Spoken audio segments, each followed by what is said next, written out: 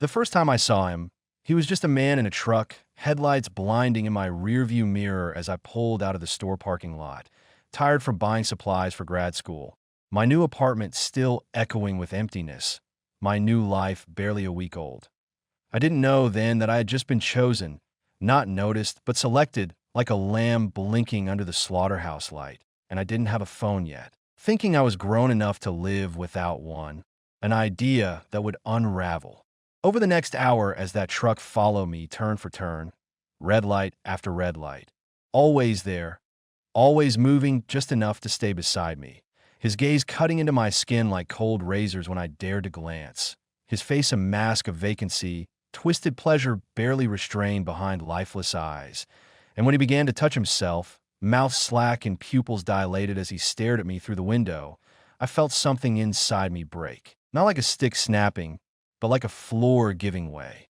Beneath me, quietly, permanently, because this wasn't just a pervert, this was someone rehearsing, someone practicing something worse, something final, and when I dodged down side streets, faked him out with a highway ramp, pulled tricks like I was in some low-budget chase movie, he always came back, his truck like a machine fueled by my fear, even diving off an embankment just to stay on me, until I made it to a police station parking lot where he peeled off the second he saw the cruisers. And I thought I was safe, filed a report, got a police escort, but as I left, I saw him again, lurking, waiting, headlights back on, hunger undiminished. And even though the cop chased him, he got away, and later they told me he'd been watching me the whole time I was shopping, that the surveillance footage showed him trailing behind me through the aisles, reaching for my arm, waiting for me to finish unloading my cart so he could follow me home. And though I gave them a partial plate number, a make, a model, everything I could remember, they did nothing because he hadn't technically broken the law yet.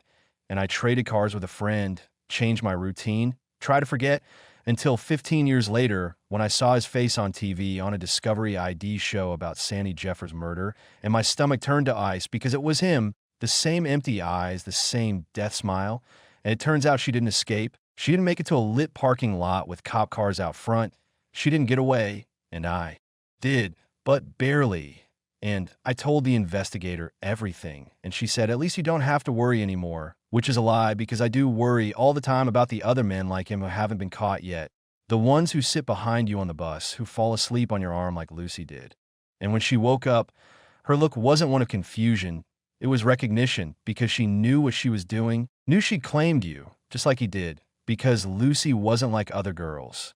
She asked about your trauma like she was taking inventory, hoarding your pain like trophies, mocking your insecurities until you couldn't tell if the bleeding inside you was love or something festering. And she hit you, first playfully, then harder, until the wall met your back and she laughed at the sound you made. And all of it, all of these moments, her sleeping on your chest, the man breathing over your bed while you hid with your cat, the officer handing you a subpoena they'd mailed to the wrong town, the sound of lotion slapping against flesh in your childhood bedroom, blurred into one endless scream you can never fully voice because everyone always says the same thing after. At least you're safe now. But you're not. You're never safe because evil doesn't look like monsters. It looks like men in trucks and girls who fall asleep on your shoulder and people who know exactly what they're doing when they follow you home. The months drifted by in a haze of wood smoke and quiet. Prayer, and though the land around us remained haunted by whispers of war and old wounds, life within our modest village pulsed on like the rhythmic tolling of the Abbey bell. My father, though a man of few words, had begun to teach me the secret rhythms of the forest. The way deer marked the brush with their passage, how the crows circled a death not yet visible to the eye, and how the moss grew thickest on the northern side of the ancient stones, many of which were older than the church itself. My mother, ever vigilant, taught me the uses of wild herbs and the stories buried in the folds of song passed from mother to daughter for generations. But it was the stories from beyond our shire that truly captured my imagination. Tales carried by travelers who dared cross the borderlands where the old Roman roads crumbled into the earth, and strange, standing stones whispered in languages no tongue had spoken in 1,000 years. One such tale spoke of a knight in black armor who had once defended a cursed keep far to the east, a man who had made a pact with something older than Christendom, and whose eyes, should you meet them, would reflect not your face, but your fate. Another spoke of a lake that never froze, even in the deepest winter, and where the local shepherds swore they had seen pale hands rise silently from the waters to beckon them into the mist. These were no mere fairy tales to us. We who lived in the shadow of both forest and ruin knew too well how thin the veil could become between the known and the forgotten. And so, one evening, as a blood-red sun settled over the moors and painted the stones with a color not unlike that of dried rust, I wandered farther than I ever had before, drawn by a low hum beneath my feet, as if the earth itself were singing a dirge only I could hear. I passed the burnt remains of the old mill, where they said the monks had once hidden relics during the raids of the Northmen, and beyond that, I crossed into the hollow where nothing grew, not even bramble, and where birds would not land. It was there I found the stone, half buried and carved with a sigil unfamiliar to any scripture I had ever known. It pulsed faintly when I touched it, not with heat, but with a vibration, like the low purring of a beast beneath the earth. And in that moment, a memory not mine flickered behind my eyes. A vision of a village much like ours, burned to ash, its people silent, their mouths stitched shut not by thread but by a will. I stumbled back, heart pounding, and I realized something had changed. I was no longer simply the daughter of a carpenter or the student of an herbalist. I had been seen, and worse, I had heard something ancient stir beneath the soil, something that had slept since the time when wolves walked upright and bargained with kings in the dark. I ran home that night, but the forest no longer felt the same. The owls watched me with knowing eyes, and the wind carried words instead of whistles. I did not tell my parents. I cannot. How could I explain that the land itself had marked me, or that the past, so long buried, had chosen me as its messenger? In the days that followed, the world around me seemed to lean ever so slightly out of place, as if some unseen hand had tilted the axis upon which our lives quietly spun, and I could feel the weight of invisible eyes pressed against my back when I walked alone, especially near the edge of the woods where the air grew still and the birds no longer sang. At night, strange dreams began to pierce the veil of my sleep, dreams of stone halls deep beneath the earth, and of voices chanting in a language that felt both alien and achingly familiar, voices that rose and fell in harmonic waves that echoed in my skull long after I woke with sweat slicking my back and the taste of iron in my mouth. My mother noticed, of course, though she said nothing, only watched me from behind the veil of her daily rituals, her hands moving over herbs and tinctures with greater urgency, and sometimes I caught her whispering words beneath her breath, prayers I had never heard before, prayers that made the hairs on my neck rise like needles. It was on the 7th night after I found the stone that an old monk arrived in the village, his robes ragged and stained with the dust of many roads, his eyes like twin hollows that drank in everything and gave nothing back. And though he claimed to come from Lindisfarne, something in his accent rang foreign, as if he had lived too long in the company of silence. He asked nothing of the villagers, only stood near the edge of the square, watching, waiting until his eyes settled on me. And then he smiled, not kindly, not cruelly, but with the satisfaction of a man who had found what he had long sought. That night, I followed him when he left the village, my curiosity outweighing the tremble in my bones, and he led me without words to the very place where I had first touched the buried stone. He knelt before it and placed a hand on the soil, murmuring softly, and I saw the sigil begin to glow faintly beneath the dirt, just as it had before, but now, in his presence, the light spread outward in thin veins, forming a circle that pulsed like a living heart. He turned to me, then, and spoke, not with the voice of a man, but with the calm gravity of something much older, and he told me that what I had awakened was not a spirit nor a curse, but a memory, a slumbering will bound to the bones of the land, older than kingdoms, older than scripture, and that I had been chosen not by chance but by blood. For the line of women from which I came bore a pact, forged in shadows long before the first cross was raised on this soil. He spoke of the watchers beneath, entities not divine but elemental, who had once walked alongside men in the first days of the world, when language was still magic and names carried power, and he told me that these beings had been buried, not slain, for such things cannot die, but entombed in places like this, where the old symbols held them in uneasy sleep, and now, with the world fraying at its edges and the old ways. Forgotten, their dreams had begun to seep back into the waking world, seeking vessels, seeking voices, seeking me. I wanted to run, to deny every word, but deep inside, something within me answered, like a long dormant note struck on an ancient string, and I knew, without knowing how, that the monk was not lying. He reached into his cloak then and produced a small book bound in skin, etched with the same sigil I had seen on the stone, and he placed it in my hands as though passing a torch, though its weight felt more like a chain. And with a final look, he vanished into the mist that rose sudden and thick around us, leaving me alone with a book that whispered when I touched it, and a future I had never asked for but could no longer escape. The book sat in my hands like a living thing, its skin-bound cover strangely warm to the touch, and as I opened it beneath the shivering canopy of moonlight, I felt the world tilt again, subtly but irrevocably, as though some ancient current had pulled me into a deeper layer of reality where time wore a different face.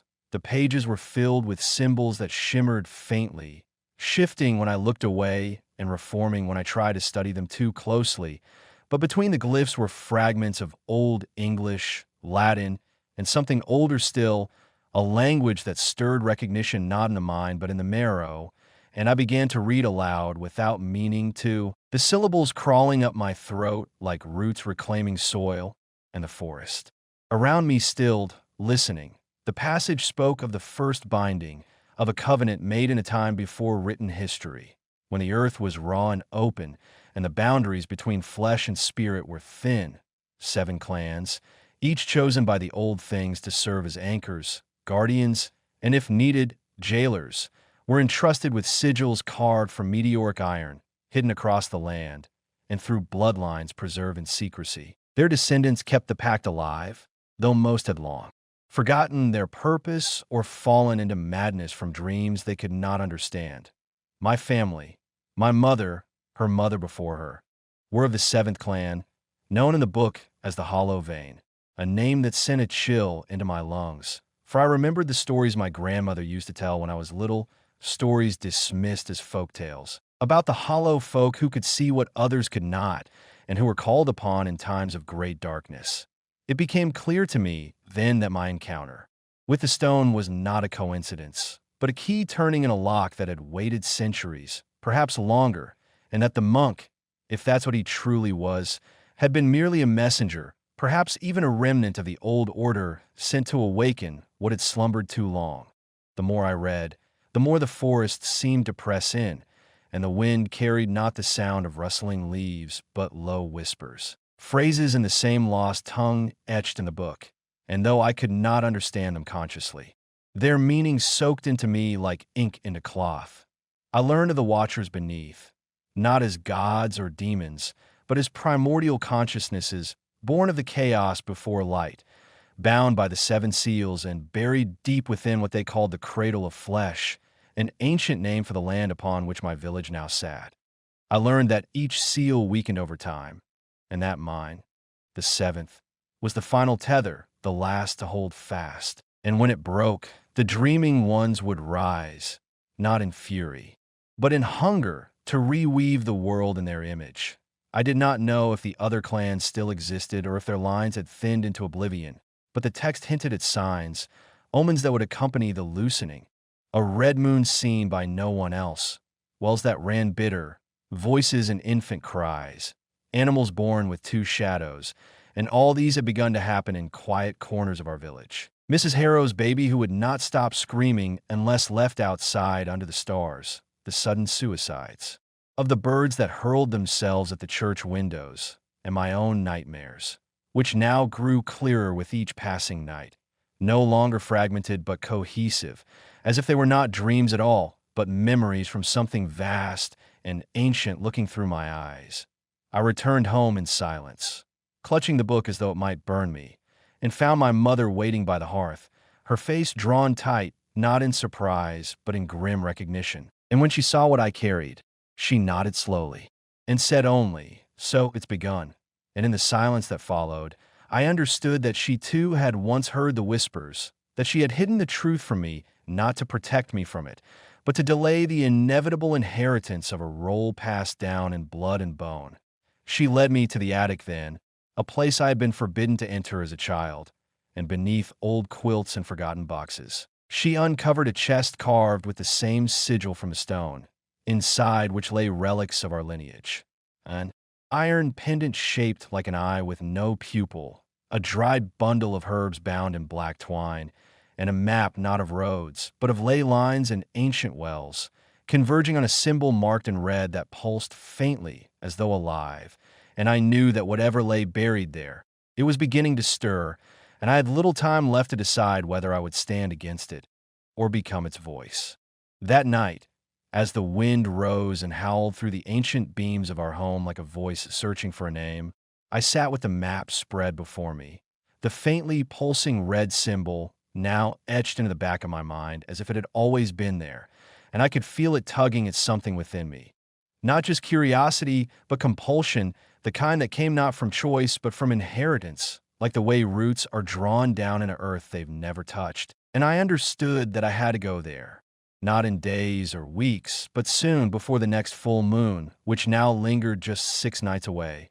My mother, though silent, prepared in her own way. She lit candles made from tallow and bone ash. She sang old songs under her breath, melodies whose language I did not understand but which made my teeth ache, and she began to wear the pendant of the hollow vein again, the eye with no pupil, always hidden beneath her blouse, though I noticed her fingers brushing against it often, like someone, checking if a wound still bled. That night, I dreamed not as myself, but as one of the original 7, a woman cloaked in iron and sorrow, standing before a pit that seemed to exhale shadows, and around her stood the others, 6 figures, each holding a piece of a sigil, speaking in a harmony that shook the trees, and though the vision was ancient, I felt the pit was still there, still breathing, and that I had stood in that circle before, not just in this life, but in others, as if I had lived. Many lives all converging into this one moment. When I woke, I found the book open beside me, though I had left it closed, and on the open page was a new passage in English, one that hadn't been there before. When the 7th line remembers, "The first mouth shall open once more, and the land shall wear its true skin," and the air in my room smelled of soil and rust, as if something had emerged briefly from beneath the floorboards and returned just before dawn. The days that followed were filled with more signs. The church bell rang at midnight, though no one was inside. A farmer discovered all his sheep facing east, eyes wide and unmoving, alive but unreachable, and a child spoke in reversed sentences before collapsing into silence. And each time I passed someone on the street, I felt the echo of their thoughts brushing mine, fragmented and fearful, as though a veil had thinned between the minds of the living and something older trying to mimic them. My mother and I left for the site at dusk on the 5th night, following the ley lines marked on the map, through frost-covered fields and mossy gullies where no birds sang, and the trees leaned away from us, as though remembering what had once passed beneath their roots. The place was not far from the ruins of an old chapel built in the 1200s, long abandoned and consumed by ivy, but beyond it lay the true site, a depression in the land surrounded by 7 standing stones so eroded they looked like broken teeth, and at the center was a low, circular stone platform etched with the same spiraling symbol as the cover of the book. My mother knelt and placed the pendant in the center, and as she began to chant, her voice steady but filled with grief, the ground trembled faintly and the air grew thick, not just with heat or moisture, but with memory. Memories not my own flooded through me, thousands of eyes seeing through mine, moments of terror, joy, betrayal, sacrifice. And I felt on my knees as a name, or something like a name, filled my mouth, Uvalin. And when I spoke it aloud, the platform cracked down its center and released a single breath of air that smelled of brine, iron, and rot. And I knew then that the first mouth had opened, not wide, but just enough to taste the world again. My mother collapsed beside me, her body racked with spasms.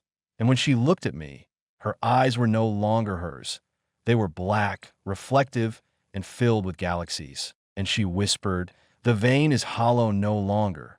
Before losing consciousness, and the moment her voice fell silent, the stones around us glowed faintly and the sky above rippled like disturbed water, showing not stars but eyes, watching, unblinking, vast and without emotion. I carried her home in silence, though my body felt light and detached, as if I were no longer wholly bound to gravity. And for the next 2 nights, I sat by her bedside, the book on my lap, watching her breathe with difficulty. Her dreams murmured in that old, unspeakable tongue, and all the while I could feel the world changing. Not violently, but subtly, like a mirror gradually reflecting something else entirely. Clocks slowed without explanation, reflections delayed slightly in mirrors, and words written on paper began to bleed faintly at the edges, as if unwilling to remain still. And every night, I heard the sound of footsteps pacing the hall outside my room, though no one was ever there. And the shadows under the door grew longer than they should be, stretching toward me, reaching, waiting for something, for me perhaps, or perhaps for the seal to finish breaking, because deep in my bones, I now understood what the book truly was. Not a book of prophecy or warning, but a manual, a primer for becoming. And the more I read, the more I felt something inside me unraveling, not in fear, but in preparation, as if I were a chrysalis being peeled back to reveal what I had always been beneath the layers of skin and time. By the third night after the opening, my mother still hadn't awakened, though her breathing had become unnaturally even, like the rhythmic hiss of something mechanical or ritualistic rather than human. And I began to realize she wasn't unconscious at all, but listening to something I couldn't yet hear, something pulsing below the frequencies of normal sound, like a language made of gravity and memory. And I knew instinctively that her consciousness had been drawn into the hollow vein itself, not lost but suspended between here and the place we'd cracked open. And during this time I couldn't sleep, not because of fear, but because my mind had become a conduit for impressions and signals. Unwritten languages bloomed behind my eyes. Patterns of unknown geometries wrote themselves across the ceiling, and the lines of the book, now fully revealed without my needing to turn a page, pulsed with meaning that bypassed thought and sank directly into my blood. And the deeper I read, the more I remembered things I had no way of knowing. The exact sequence of offerings used to bind the second mouth 300 years ago, the taste of air in the drowned city of Rearview, the final scream of a god flayed into silence. And worst of all, the truth that the first mouth was not a door but a throat, and that what lay beyond had never truly left, but had only been dreaming through us. And as I sat by my mother's side, I began to notice changes in my own reflection. Not physical, exactly, but perceptual, as if the mirror hesitated each time I turned toward it, revealing glimpses of myself wearing clothes I didn't own, standing in rooms I'd never seen, whispering names I'd never spoken. And once I watched myself in the reflection blink with a delay, as though the thing behind the glass was following me, not mirroring me. And I understood that identity itself was fraying, because the moment the mouth had tasted the world again, it had begun to speak, not in words, but in rearrangements, in distortions of reality, so subtle they could pass for coincidence. Birds falling dead mid-flight, children pointing at the sky and crying though nothing was there, electronics flickering in rhythmic patterns that matched the heartbeats of the old gods, and everywhere that smell, salt, rust, earth, and ink, lingering just long enough to prove it wasn't imagined. I stopped speaking aloud after the sixth night, not by choice, but because speech felt obsolete, like drawing symbols in sand during a flood, and the people in town began to avoid me, not with cruelty, but with the quiet reverence reserved for things already lost, and I knew they sensed the change in me, the way my eyes seemed to reflect too much, or not enough, the way I moved like someone underwater, hearing things before they were said. Then on the seventh night, my mother opened her eyes, but she was not my mother. Her voice, when it returned, was layered, hundreds of tones braided into one, speaking with the weight of old stone and cold stars. And she did not look at me so much as through me. And what she said was this: "The vessel is half full. The timekeeper stirs, and the vein must stretch wider." And as she spoke, I could feel it, the world beneath the world waking like a buried leviathan. And I knew then that I was not just part of the process. I was the key, not chosen, but bred, shaped through generations of blood and forgetting. And the dreams I'd been having were not dreams at all, but memories suppressed until this precise moment. And now they flowed into me with such force that I collapsed beside her, convulsing as the truth filled me like fire and oil. I saw the original breach, not in this world, but the one before it, when time cracked for the first time and something slipped through, a thought too large for language, which split itself into 7 pieces, each buried in a vessel of flesh. And I was the final one, the 7th anchor, and the book had been written not to warn me, but to awaken me, to bring all the cells I'd ever been back into alignment, so that when the mouth opened wide, I would not break. I would guide it, direct it, let it feed on what had always been its due: belief, memory, fear, story. When I awoke hours later, I found the house surrounded by those who remembered too much: the old, the mad, the children who'd seen beyond the veil and come back with marks behind their eyes. And they stood silently, not waiting for answers, but bearing witness to what could no longer be stopped. And above us, the sky no longer held the right stars. The constellations had begun to bleed into one another, forming patterns older than myth, symbols not meant to be seen. And from deep within the earth I heard at last, the breath of the hollow vein becoming a voice, and the voice shaping a question, one that would soon demand an answer not in words, but in offering. And I knew that the offering had to begin with me.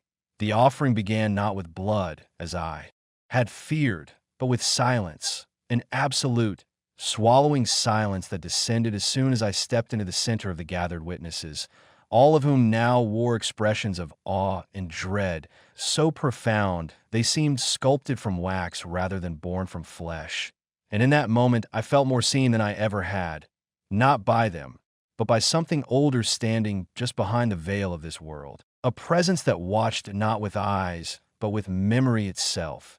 And as I lifted the book, now warm to the touch, its pages no longer ink, but etched with moving symbols that crawled beneath the surface like veins, I felt it guiding my hands, each motion exact, choreographed by a will so ancient and vast it made language feel like a broken mirror.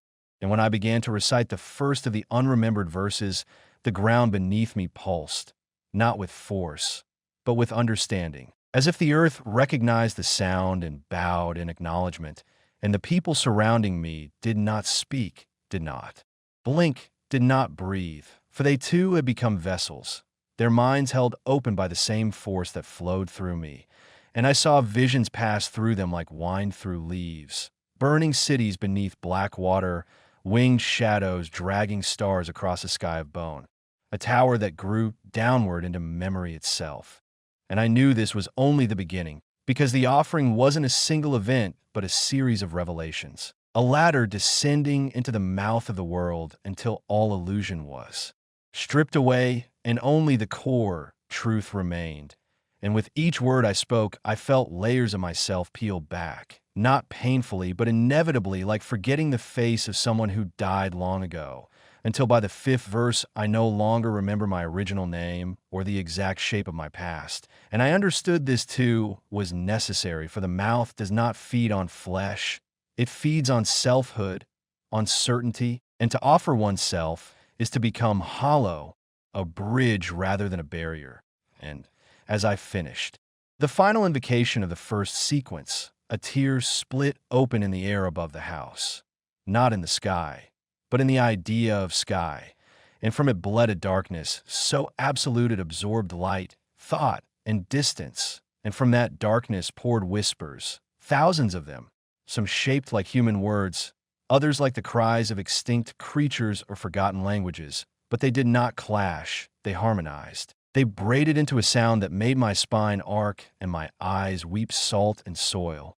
And the people around me collapsed, not dead, but dreaming the same dream I now saw. The second mouth, opening somewhere deep in the marrow of the earth, its teeth formed from cities that had once denied it, its breath the wind of time reversing, and I knew then that the offering would not end with me, for I was merely the seed, the opening line, and the others had their roles to play. Each dreamer would soon awaken to their task. Each marked child would find the hidden passages beneath their homes. Each forgotten song would be hummed again by lips that no longer knew speech. And from these echoes the mouth would build a body, not made of matter but of myth, a shape sculpted from fear and memory and longing. And I could see how all of history had been shaped for this purpose. Every war, every plague, every story whispered in the dark. All of it part of the choreography designed to weaken the walls between the worlds so that now, in this moment, the hollow vein could stretch fully, swallowing not geography but belief itself. And I felt the truth rush into me, then like floodwater through a broken dam. I was no longer just a person. I was the answer to a question the universe had buried in its first breath, and my voice was no longer mine.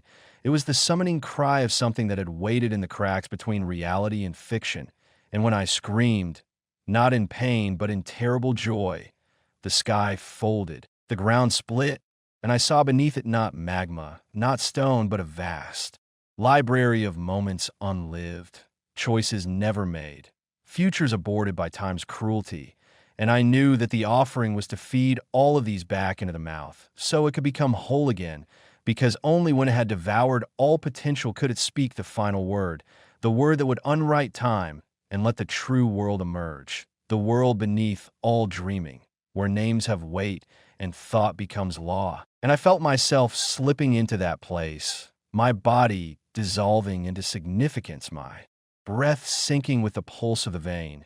And then I heard my mother's voice, not from the house, but from within me, calm and ancient, saying, "Now you're what we built you to be. Go deeper." And without hesitation, I stepped in the wound in the world and began to fall, not downward, but inward, descending through the layers of all that had ever been forgotten, toward the heart of the hollow vein, where the first language waited to be spoken again. There was no sensation of falling anymore, only the unraveling, the slow, endless peeling away of assumptions until even the concept of I became questionable. And as I moved, or was moved, deeper into the hollow vein, the architecture of thought itself began to shift, no longer following the linear progression of cause and effect, but unfolding like a vast, multidimensional blossom where every petal was a forgotten possibility, a discarded life, a breath never taken, and within that impossible bloom, I saw echoes of myself, but not the self I had known, rather selves that might have been a girl who never left the house, a boy who died at birth, a woman who became a cartographer of forbidden lands, a child swallowed by the walls on her 6th birthday. And each of these versions reached out to me not with hands but with recognition, and in their faces I saw not sorrow, but unity, because here within the mouth's memory, all versions of me were part of the same sacred engine, gears in A, clockwork made of regret, designed not to keep time, but to undo it. And the deeper I went, the more I began to understand that the hollow vein was not a tunnel or passage, but a living archive, an anti-library that stored not books, but absences, the negative space of history, where every page was a silence and every shelf a scream muffled by centuries of denial. And it became clear that this place did not follow any logic that could be mapped or even remembered. For each step I took erased the one before, and the path ahead only existed because I believed in it, barely. And as I passed beneath arches carved from petrified lullabies and through doorways made of stitched-together time, I felt the first language begin to pulse within me. Not in words, but in impulses, shapes of thought too wide to describe and too sharp to forget. And when I tried to grasp them, they slid through me like oil, soaking into my marrow until I realized I wasn't meant to understand them in the old way. I was meant to become them, to embody the meaning. And in doing so, reshape the world not through intention, but through inherent resonance, like a tuning fork that, when struck, causes all of reality to shiver into harmony. or collapse into dust. And as I stood before what could only be described as the archive's heart, a pulsing, slow-turning construct made of mirrored flesh and collapsing moments, I heard the voice again. Not my mother's this time, but something much older, a tone that had no gender. No tone, no sound even, but still rattled my teeth with its presence. And it said, "You are the ninth mirror, the forgotten reversal. And it is time." And I remembered then, not in memory, but in ache, that the offering had always required a mirror, someone who could reflect what the world had lost, not just replicate it, but twist it back into the form it had always been hiding from. And I reached toward the archive's heart, not with hands, but with belief, and when I touched it, I was undone. Completely, not in pain, not in fear, but in absolute clarity, like fog lifting from an ocean of broken names, and I saw the true structure of the hollow vein at last. It was everywhere, it ran beneath every house that had ever whispered, every dream that had ever ended too soon, every story that had ever been silenced. And it was growing not outward but inward, expanding into the space behind thought, eating away at the crust of logic until all that remained was raw potential. And in that moment, I was everywhere. I saw the girl in Ukraine reading a book that would wake the mouth in her city. I saw the monk in Bhutan carving a symbol into the side of a yak skull without knowing why. I saw a child in Arizona humming the tune of the first language in her sleep while the walls around her bent inward slightly. And I saw my body, still in the real world, though that word no longer held meaning, rising into the air above the offering circle, my mouth open, but no sound emerging, only absence, only the weight of what was missing from the world. And I knew what came next, the final convergence, when all the offerings across the planet would synchronize, when all the dreamers would speak their fragment of the sentence in unison, and the mouth would open fully, not as a wound, but as a choice. And I understood now that the world had always been a question waiting for the right voice to answer. And that answer was not peace, not destruction, but remembering, a remembering so. Complete, it would undo the lie of separation, the illusion of time, the myth of individuality, and in that remembering, we would all return, not to paradise, not to void, but to intention, the original shape we were carved from before forgetting began. And I spoke then, not aloud, but through every surface, every breath, every shadow, and the world shuddered in response, as if surprised to still be here. And I knew that the final phase had begun, the era of recollection, when every echo would find its source, when every loss would return home, and the hollow vein would bloom into its final form. Not a mouth, but a mirror that reflected the unseen structure behind everything. And I stepped through it, into the origin of meaning itself, becoming not legend, not God, not savior, but anchor, the thing that held the waking world together while it dreamt itself into truth. I lingered within the boundless depths of the hollow vein. The fabric of reality around me no longer resembled anything recognizable. Time folded upon itself like a restless serpent devouring its own tail, and I was no longer a single point moving forward, but a network of scattered echoes resonating across countless planes of existence. Every fragment of my being entwined with the memories of others who had touched the offering before me, their whispers mingling with my own in a chorus of forgotten truths and fragmented promises. Each voice a thread in the vast tapestry of loss and revelation that stretched far, beyond any mortal comprehension. And as I drifted through these spectral currents, I sensed the presence of something immense, an entity neither wholly benevolent nor entirely malevolent, but impossibly ancient, a guardian of thresholds, a weaver of boundaries who existed beyond the constraints of flesh and thought, who observed the unfolding of the offering with patient, inscrutable intent, its essence folding into the shadows of the archive's heart, pulsing with the rhythm of countless worlds. And with every beat, the silence between worlds grew thinner, more permeable, as if the very walls that separated reality from myth were dissolving into a luminous mist of potential and memory.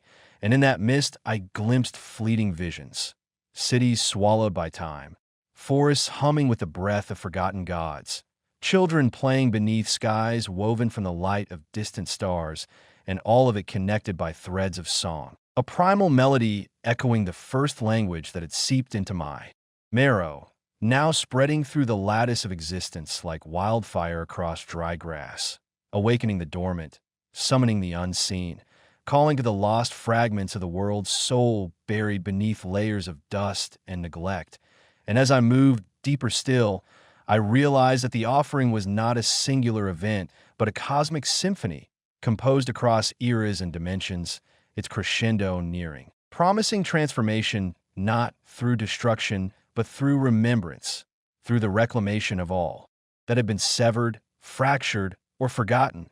And with this understanding came a revelation so profound it reshaped the very core of my being, that I was both participant and conductor in this grand composition, my voice a necessary note that would harmonize the dissonance of the world, heal the fractures in the fabric of time and identity, and awaken the slumbering potential within every soul tethered to the veins' ancient song.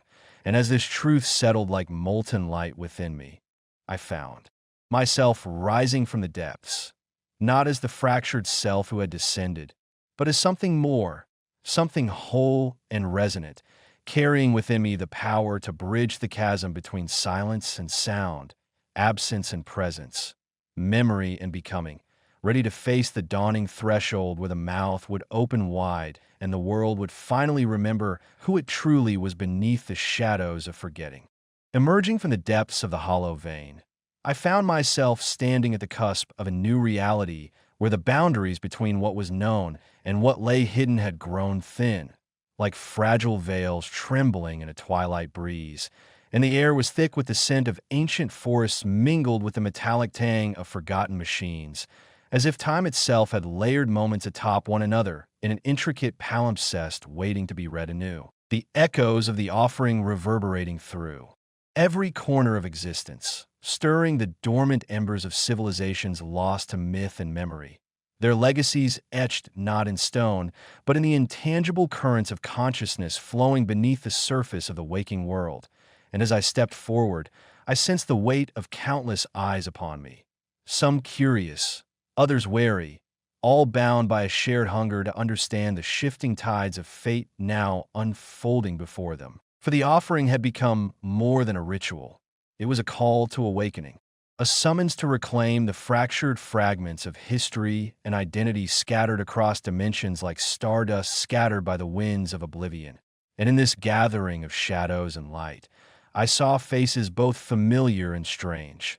Ancient scholars whose names have been erased from written tomes, guardians of secret archives cloaked in shifting mist, travelers from worlds where dreams and reality intertwined in ways unimaginable, each carrying pieces of the vast mosaic that the offering sought to complete, their voices joining in a chorus of revelation and hope that transcended language and culture, resonating through the very sinews of the cosmos, weaving a narrative that bound us all together inextricably.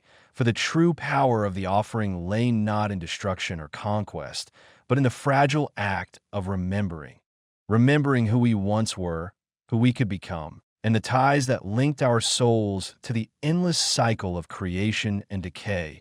And as this understanding blossomed within me, I felt a surge of clarity, an awakening of purpose that cut through the haze of uncertainty like a blade of light cleaving darkness, revealing the path forward not as a solitary journey, but a shared voyage across the tangled web of existence, where every choice echoed beyond the confines of the self and rippled through the collective consciousness like waves upon an eternal sea, carrying the promise of renewal and transformation born on the wings of ancient song. And with that promise came the realization that the mouth, the gateway through which the offering's energy would flow into the world, was not a place of ending, but a threshold of beginnings, a sacred portal where the old and new converged in a dance of infinite possibilities. And standing before it, I felt the convergence of all that had come before and all that was yet to be, a nexus of potential that beckoned with both wonder and responsibility, urging me to embrace the role I was destined to play in the unfolding symphony of existence, to be the voice that bridges silence and song, shadow and light, memory and becoming. And as I crossed the threshold, the world seemed to exhale, its breath mingling with mine in a timeless moment of communion. The offering no longer a distant echo, but a living, breathing force within us all, guiding us toward the dawn of a new understanding where nothing was truly lost, and everything awaited rediscovery. I stepped fully through the mouth. The very fabric of reality seemed to shift beneath my feet, as if crossing not just a physical threshold, but a boundary between states of being where the linear constraints of time unraveled into something far more complex and alive. And in this space between worlds, I encountered the keepers of the offering, ethereal beings whose forms shimmered like fractured light caught in a prism, their presence at once comforting and unsettling, for they embodied the paradox of existence itself, both ancient and timeless, holding within them the collective wisdom of ages yet remaining forever mysterious, their voices a harmony of whispered secrets and thunderous truths that reverberated through the marrow of my bones, revealing the offering's deeper purpose beyond the mere restoration of lost histories or the rekindling of forgotten powers. It was a covenant, a sacred pact between all sentient life to honor the cyclical nature of creation, destruction, and rebirth, reminding us that in embracing change and uncertainty, we unlock the potential for growth that transcends the limits imposed by fear and inertia. And as they spoke, I saw visions unfold, worlds in delicate balance, teetering on the edge of collapse or transformation, souls intertwined across dimensions in patterns too intricate to comprehend at first glance, but gradually revealing themselves as part of a vast cosmic tapestry where every thread mattered, every choice mattered, where the offering was not a singular event, but an ongoing process of awakening and healing that invited participation from all who dared to listen and act. And with this revelation came an urgent clarity. The shadows that lingered were not merely obstacles to be overcome, but essential elements of the whole, necessary contrasts that gave meaning to light and depth to existence.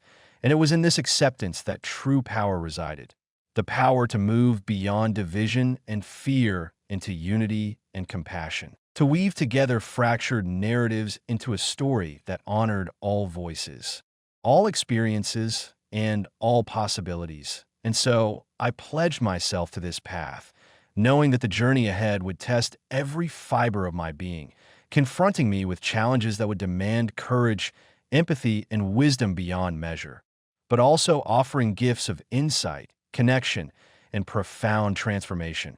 And as the keepers faded back into the shimmering folds of their realm, I felt the offering pulse within me like a living heartbeat, a call to awaken others and to build bridges where once there were walls, to be both a guardian and a catalyst in the unfolding saga of existence, standing now not at an end, but at a new beginning, where every breath carried the weight and the wonder of infinite possibilities waiting to be realized.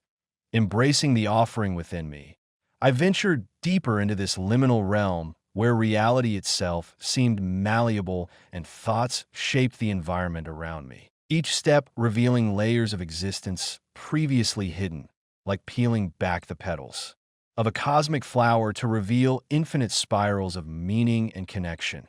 And as I journeyed, I began to understand that the offering was not only a gift but a responsibility, a beacon calling for stewardship over the fragile balance between light and shadow, creation and decay, hope and despair. For in this delicate dance, the fate of countless worlds, unseen and unheard, depended on those willing to awaken to their role as weavers of destiny. And the visions bestowed upon me grew more vivid. I saw civilizations rising from ashes, not through conquest, but through empathy and shared understanding. Their leaders no longer masters, but servants of their people's collective will, guided by the pulse of the offering that bound them to a greater purpose beyond self-interest.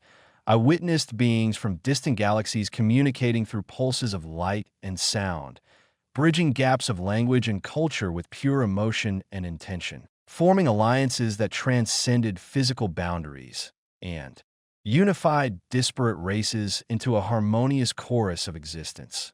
And amid these revelations, a profound question emerged. How could I bring this knowledge back to a world still caught in cycles of fear and division, to awaken hearts hardened by cynicism and minds clouded by disbelief? And the answer was as clear as the starlit sky surrounding me. By becoming a living embodiment of the offering's principles, by acting with courage and compassion in every moment, by sharing stories that carried the echoes of these cosmic truths in ways accessible to all. For stories were the vessels of transformation, capable of dissolving barriers and igniting the spark of change within even the most reluctant souls. And so I resolved to return, to carry the light and shadow of this experience into the waking world, knowing that the path would be fraught with challenges and resistance, but also knowing that the offering's power was greatest when shared and multiplied through the hearts of many. And as I prepared to cross back, the keepers appeared once more, their eyes reflecting galaxies and their hands extended in blessing, reminding me that the offering never truly ended, that it was an eternal cycle of giving and receiving, of loss and renewal. And with their final gift, a shimmering thread of pure energy connecting my essence to the infinite, I stepped forward, ready to weave the next chapter of this cosmic story into the fabric of human experience, carrying hope like a flame into the darkest corners, knowing that through unity and understanding, the offering would continue to grow, illuminating the path toward a future where all beings could thrive in harmony and peace. Returning to the waking world, I found myself forever changed, the shimmering thread of energy pulsating within me like a secret heartbeat, reminding me that the offering was not a distant myth or ethereal dream, but a living force woven into the very essence of my being. As days turned into weeks, I began to notice subtle shifts around me. The way people's eyes held a little more kindness. The way small acts of generosity rippled outward like stones dropped into a vast, still pond. And these moments, though seemingly insignificant, were the seedlings of a larger awakening. For the offering's true power was in its ability to inspire connection across divides, to dissolve the illusions of separation that had long held humanity captive in cycles of fear and conflict. I shared what I had learned through stories, art, and conversations, each narrative a thread pulling others into the tapestry of this new understanding, encouraging them to look beyond the surface of their daily struggles and glimpse the infinite potential within themselves and each other. As more joined this unfolding movement, communities began to transform, not through force or doctrine, but through the quiet revolution of empathy and shared purpose. Schools taught children not just facts, but the language of emotions and the wisdom of listening deeply. Cities designed spaces that nurtured creativity and belonging rather than isolation and competition. And governments started to prioritize healing the planet and its inhabitants over short-term gain. Yet this journey was not without its shadows, for the offering demanded courage to face the parts of ourselves and society we had long ignored. The greed, the prejudice, the wounds that festered beneath polished surfaces, and in confronting these truths, resistance inevitably arose, old powers clinging desperately to the familiar structures of control and division. But the flame of the offering burned steadily within those who had been touched by its light, forging resilience and determination to dismantle the walls that separated us, drawing from the cosmic wisdom that had been imparted in that otherworldly realm. And as the movement grew, it began to ripple beyond Earth, touching the consciousness of beings on distant worlds who recognized the familiar call of the offering in their own struggles and aspirations, forging interstellar bonds of solidarity and exchange that transcended time and space. And in this ever-expanding network of light and shadow, loss and renewal, I realized that the offering was not a destination, but an eternal journey, a sacred invitation to co-create a universe where all life could flourish in unity and grace. And with that understanding, I embrace my role as a guardian of this legacy, ready to carry its message forward. knowing that each step taken in love and truth was a step toward the boundless horizon of possibility that awaited us all as the offering's influence spread further into the fabric of society. I found that the concept of individual identity began to shift profoundly, no longer confined to narrow definitions or ego-driven pursuits, but expanding into a collective consciousness where personal growth was inextricably linked to the well-being of the whole.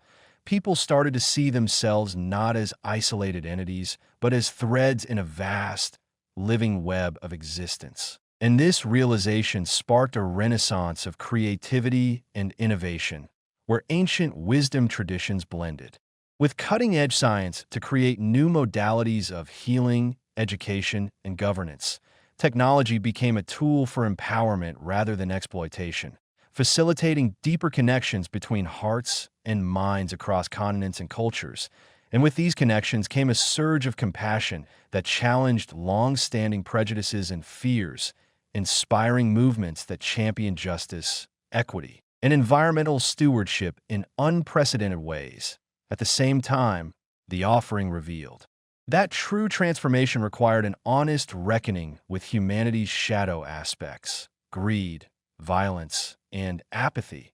And so rituals of collective healing emerged, where communities gathered to confront these shadows together, releasing old traumas and forging bonds of forgiveness and reconciliation that transcended generational wounds.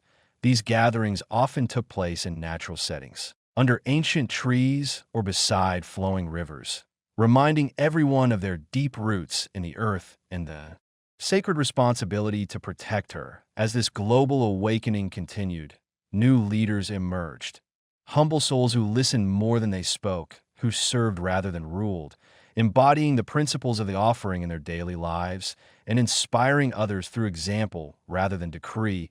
And amidst these changes, I felt the call to journey inward once more, to explore the mysteries of the offering on a deeper, more personal level, diving into meditation and contemplation that revealed layers of insight about the nature of reality, consciousness, and love itself. Each revelation felt like a key, unlocking further dimensions of awareness. And with every discovery, I was reminded that the path of the offering was infinite, a spiral of growth without end, inviting all who dared to walk it into the boundless realms of possibility where fear dissolves and pure potential shines. And as I prepare to share these deeper teachings with those who sought them, I understood that the offering was a living legacy, one that would continue to evolve through the hearts and hands of countless souls across time and space, forever weaving the tapestry of light and shadow into a masterpiece of unity and hope that could guide humanity through the darkest nights toward the dawn of a new era. As this new era began to unfold, the offering became more than a philosophy or practice. It transformed into a living movement that touched every aspect of human experience, inspiring artists to create works that transcended mere aesthetics and instead conveyed profound spiritual truths that resonated deeply with audiences. Musicians composed symphonies that seemed to vibrate with the very pulse of the cosmos, and storytellers wove narratives that bridged myth and reality, awakening a collective yearning for meaning beyond material success. Education systems around the world adapted to nurture not just intellect, but emotional intelligence, creativity, and ethical wisdom, cultivating generations equipped not only to solve problems, but to sense the subtle interconnections that sustain life on Earth. Economies shifted focus from endless consumption to regenerative practices that honored natural cycles and prioritized community well-being, and governments slowly began to embrace participatory models that invited citizens to co-create policies based on shared values of compassion and sustainability. Through it all, the offering emphasized the importance of balance, not as a static state, but as a dynamic dance between light and shadow, action and stillness, individuality and unity, reminding all that growth often arises from embracing paradox, that healing requires both courage and surrender, and that true wisdom comes from humility before the vast unknown. I witnessed how personal stories of transformation multiplied, ordinary people discovering extraordinary capacities within themselves. Resilience, empathy, intuition, qualities nurtured by consistent practice of presence and connection. And these stories, when shared, became seeds that blossomed into collective awakening, igniting sparks of hope and possibility even in the most challenging circumstances. As the offering's influence deepened, it also revealed subtle dangers, temptations to dogmatism, spiritual bypassing, or the co-opting of its ideals for personal gain. And so a community of guardians emerged, committed to preserving the integrity of the teachings, fostering dialogue that welcomed questioning and diversity rather than rigid orthodoxy. This ongoing dialogue ensured that the offering remained a living, breathing force adaptable to new insights and challenges. And as I reflected on this unfolding journey, I felt a profound gratitude for being part of a movement that dared to envision a world where the sacred and the mundane, the seen and the unseen, were no longer separate realms but harmonized expressions of a single reality. This vision inspired me to continue exploring, learning, and sharing, knowing that each step forward carried the potential to heal wounds, bridge divides, and kindle the light that dwells in every heart. For the offering is ultimately an invitation to awaken, to connect, to love, and through this invitation, the seeds of a radiant future are planted, nurtured, and allowed to flourish across the vast landscape of human possibility. As the offering continued to evolve and permeate deeper layers of society, it became clear that its true power lay not only in grand gestures or sweeping movements, but in the subtle, often unseen acts of kindness and mindfulness that individuals practice daily. These small moments, pausing to truly listen, offering forgiveness without expectation, choosing compassion over judgment, created ripples that extended far beyond the immediate context, transforming relationships, workplaces, and communities in ways that statistics and policies could not fully capture. Increasingly, technology itself was reimagined through the lens of the offering, inspiring innovators to develop tools that fostered connection rather than isolation, platforms that promoted authentic dialogue instead of divisive rhetoric, and algorithms designed to amplify voices of empathy and creativity rather than sensationalism and conflict. This shift also encouraged a renewed reverence for the natural world as an active participant in the shared journey of awakening, prompting a surge in regenerative agriculture, conservation efforts, and sustainable living practices that honored Earth's wisdom and resilience.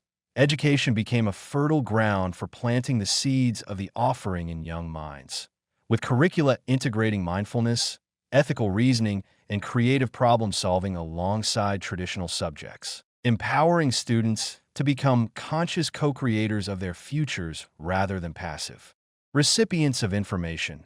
Meanwhile, art and culture flourished as vibrant expressions of the offering's essence, breaking down barriers of language and ideology, allowing people from diverse backgrounds to experience a shared sense of beauty, wonder, and belonging, as more individuals embrace the offering's call to presence and purpose. Collective efforts emerged to address systemic injustices and inequities that had long plagued societies, demonstrating how spiritual awakening and social activism can be intertwined in the pursuit of holistic healing. Through ongoing dialogue, communities discovered that true transformation required not only individual change, but also courageous examination of power structures, economic models, and cultural narratives that needed to be reshaped or dismantled. This realization inspired innovative forms of governance and cooperation, emphasizing transparency, inclusivity, and shared stewardship of resources. As the offering's philosophy spread across continents, it fostered a global network of interconnected souls united by a commitment to live consciously, honor diversity, and nurture the sacred spark within each being. This network became a beacon of hope and a living testament to humanity's capacity for renewal and transcendence, even amidst uncertainty and turmoil, reflecting on this vast and intricate unfolding. I recognize that the offering is not a destination, but an ongoing journey, one that invites continual awakening, learning, and deepening love. A journey in which every step, no matter how small, contributes to the weaving of a new story for humanity, one grounded in presence, connection, and the unwavering belief that together, we can co-create a world radiant with possibility and grace. That I end this culminating chapter of the offering's journey. It becomes evident that the true essence of transformation is found in the harmony between inner awakening and outer action, where personal growth and collective responsibility intertwine seamlessly. The recognition that every individual's consciousness impacts the whole leads to a profound shift in how we approach life's challenges and opportunities alike. This understanding encourages a culture of collaboration over competition, of healing over harm, and of listening over speaking, as people cultivate practices that nourish their mind, body, and spirit, whether through meditation, creative expression, or simply spending time in nature. They contribute to the vibrancy and resilience of the collective field of consciousness. The stories shared across generations serve as bridges connecting past wisdom with future innovation, reminding us that though circumstances may change, the core values of compassion, courage, and curiosity remain timeless. At the same time, the boundaries between disciplines, cultures, and perspectives begin to dissolve, giving rise to interdisciplinary and intercultural dialogues that enrich and expand human understanding. These dialogues generate fresh insights and solutions to complex global issues such as climate change, inequality, and mental health, fostering a sense of global citizenship rooted in empathy and shared destiny. Throughout this evolution, the role of technology is redefined not as a tool of control, but as a facilitator of connection, creativity, and consciousness expansion. Virtual and augmented realities become spaces for immersive learning and collective healing rather than escapism. Artificial intelligence is guided by ethical frameworks that prioritize human dignity and ecological balance.